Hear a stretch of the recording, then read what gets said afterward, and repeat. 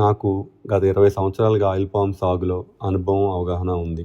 Oil palm సాగులో ప్రధాన సమస్య కలుపు నివారణ.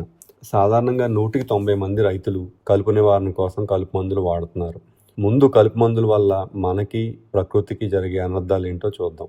మనకు, మన నేలకి, మన పంటకి మేలు చేసే సూక్ష్మజీవులు కలుపు మందుల వల్ల దెబ్బతింటాయి. మన పంట తాలూకా వేరు వ్యవస్థని కలుపు మందులు దెబ్బతీస్తాయి. మన నేలలో సారం, సేంద్రియ కర్బనాన్ని మెల్లగా కలుపు మందులు హరించి వేస్తాయి. భారీ వర్షాలు పడినప్పుడు చాలా వరకు మట్టి పై పొరలో ఉండే మట్టి కొట్టుకుపోతుంది. మన నేల కలుపు మందుల వల్ల తేమని ఆపే శక్తి కోల్పోతుంది.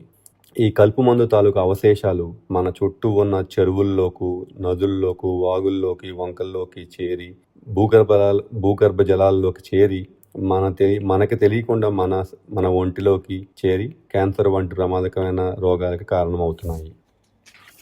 మరి మనం కలుపు మందులు కొట్టకుండా కలుపు నివారణ చేయొచ్చా అంటే తప్పకుండా చేయొచ్చు.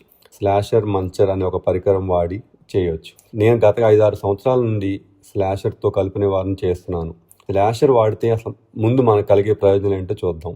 ఖర్చు. సాధారణంగా మనం కలుపు మందు కొడితే ఒక ఎకరానికి ఇప్పుడు పెరిగిన కలుపు మందుల రేట్ల వల్ల 12 నుంచి 1500 ఖర్చు వస్తుంది. సొంత ట్రాక్టర్ ఉంటే, అదే స్లాషర్ వల్ల అయితే సొంత ట్రాక్టర్ ఉంటే డ్రైవర్ ఖర్చుతో కలిపి 300-400 మించి ఖర్చు అవ్వదు ఒక ఎకరానికి. అదే కిరాయికి అయితే సుమారు 800 నుంచి 1000 రూపాయలు ఛార్జ్ చేస్తున్నారు ఇవాళ రేపు.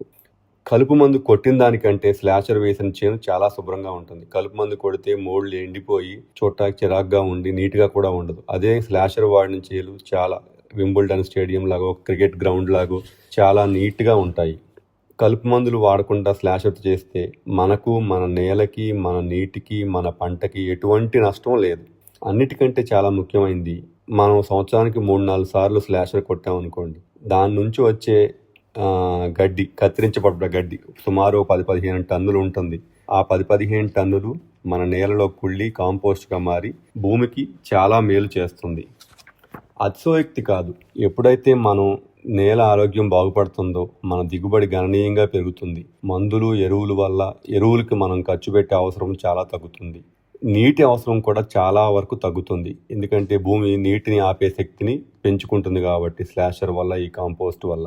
ఒక 3-4 ఏళ్ళు మనం కలుపు మందులు వాడకుండా స్లాషర్ వాడినట్టయితే అసలు మనకి మన తోటలో చెట్లు, ఆకులు ఆ రంగే మనకు చెప్తుంది ఎంత భూమి ఆరోగ్యం ఎంత మెరుగుపడిందో. సరే, ఇప్పుడు స్లాషర్ ఖర్చు ఎంతో చూద్దాం. స్లాషర్ ఇవాళ మార్కెట్లో ఉన్న చాలా మోడల్స్ 50,000 నుంచి 70,000 వరకు పడుతున్నాయి. దీంట్లో చైన్ అని, బ్లేడ్ అని రకరకాల మోడల్స్ ఉన్నాయి. సరే, స్లాషర్ వాడేటప్పుడు ఏమైనా జాగ్రత్తలు తీసుకోవాలంటే తీసుకోవాలి. మనకి డ్రిప్ సబ్లైన్ దగ్గర ఒక స్తంభం, సిమెంట్ పోల్ కానీ, ఐరన్ పోల్ కానీ, ఏదైనా కట్టి కానీ పాతుకొని మనం వర్షాలు పడినప్పుడు, జూన్ జూలైలో వర్షాలు పడి ఇక డ్రిప్తో నీటి ఇవ్వాల్సిన అవసరం లేదనుకున్నప్పుడు వాటిని చుట్టేసి ఆ పోల్కి తగిలించుకుంటే, సాలిడ్ వాల్ మనం స్లాషర్ కొట్టుకుంటే చాలా నీట్గా ఉంటుంది. డ్రిప్ పైపులు పాడైపోవు.